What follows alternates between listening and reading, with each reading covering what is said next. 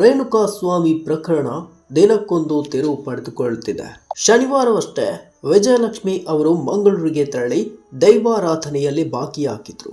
ಆದರೆ ಈ ವೇಳೆ ಸಾಕ್ಷ್ಯಗಳಿಗೆ ಬೆದರಿಕೆ ಹಾಕಿದ ಪ್ರಕರಣಕ್ಕೆ ಸಂಬಂಧಿಸಿದ ವ್ಯಕ್ತಿಯೊಬ್ಬ ವಿಜಯಲಕ್ಷ್ಮಿ ಅವರನ್ನ ಸ್ವಾಗತಿಸಿದ್ದು ಈ ಕುರಿತಾದ ವಿಡಿಯೋ ಹರಿದಾಡ್ತಿದೆ.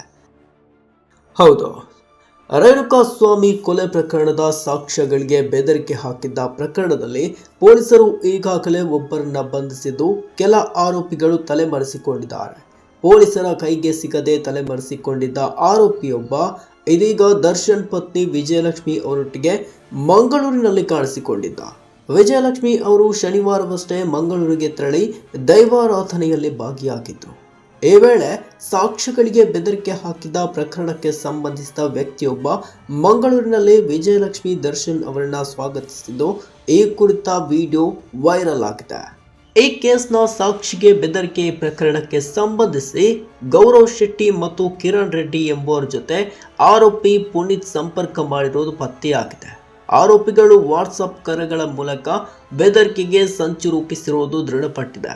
ಈ ಪ್ರಕರಣದಲ್ಲಿ ಪೊಲೀಸರು ಈ ಹಿಂದೆ ಪುನೀತ್, ವೇಣು ಮತ್ತು ಸುಹಾಸ್ ಎಂಬ 3 ಆರೋಪಿಗಳನ್ನು ಬಂಧಿಸಿ ವಿಚಾರಣೆಗೆ ಒಳಪಡಿಸಿದ್ರು.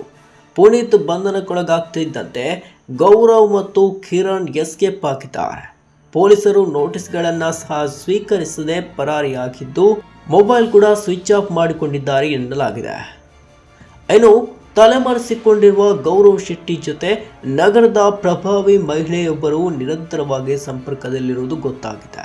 ಒಂದು ವೇಳೆ ಗೌರವ್ ಬಂಧನವಾದರೆ ಪ್ರಭಾವಿ ಮಹಿಳೆಯ ಹಿನ್ನೆಲೆ ಹಾಗೂ ಸಾಕ್ಷಿಗೆ ಬೆದರಿಕೆ ಹಾಕಿದ ಪ್ರಕರಣದಲ್ಲಿ ಆಕೆ ಪಾತ್ರವೇನು ಎನ್ನುವುದು ಗೊತ್ತಾಗಲಿದೆ.